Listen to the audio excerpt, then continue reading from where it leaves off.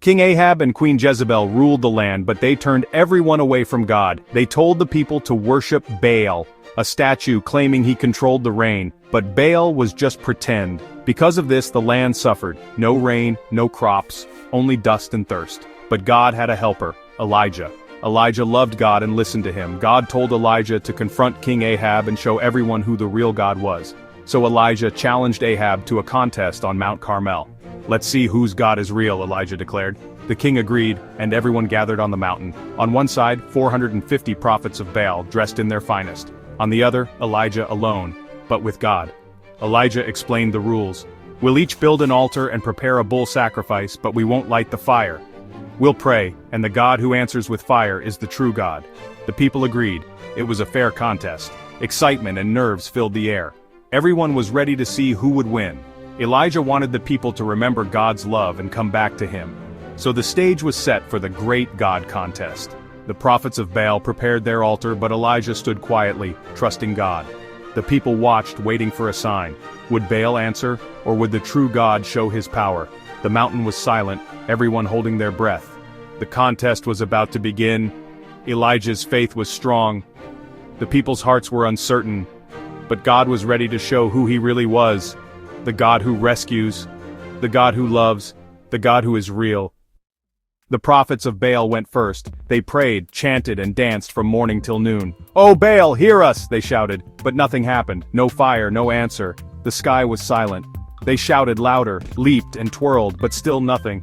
Elijah watched and teased. "Maybe your God is sleeping. Shout louder." The prophets grew desperate, even hurting themselves, but Baal stayed silent. All day they carried on, but the altar remained cold. Their God was just a statue. He couldn't hear or answer. The people saw how empty their prayers were. The mountain echoed with noise, but there was no power. The contest was not going well for Baal's prophets. Elijah waited patiently, knowing the truth. The people began to wonder, was Baal real at all? The answer was clear: nothing happened. The prophets of Baal were exhausted and defeated. The crowd grew quiet, anticipation building. Now it was Elijah's turn. One man, one prayer, and the true God. The moment of truth had come. Would God answer? Everyone watched. As the sun set, Elijah stepped forward. He rebuilt God's altar with 12 stones, one for each tribe of Israel. He placed wood and the sacrifice on it. Then Elijah did something shocking. He soaked the altar with water, again and again until everything was drenched. The crowd gasped. How could fire burn wet wood? Elijah wasn't worried. He looked up and prayed a simple prayer.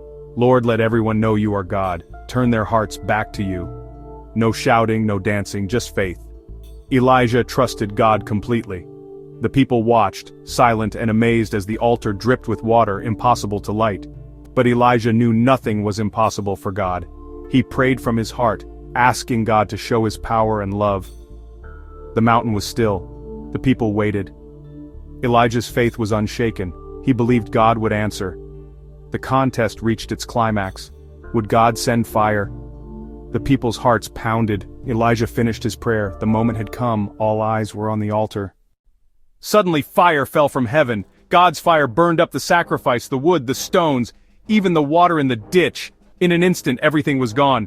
The people fell to the ground in awe. They had seen the power of the one true God.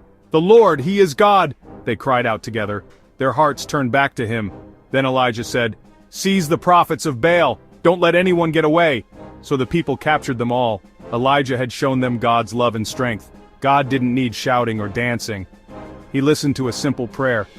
Elijah's faith had pointed everyone back to God. Soon God sent rain to heal the land. The drought ended and hope returned. This story reminds us, no problem is too big for God. We don't need to shout or perform, we just need to trust Him. Like Elijah, we can have courage because God is strong. He hears our prayers and loves us always. The God who answered with fire is still with us today. He is our rescuer, He is real, He is love, and He will never leave us. If you enjoyed this video, remember to like and subscribe, and I'll see you in the next one.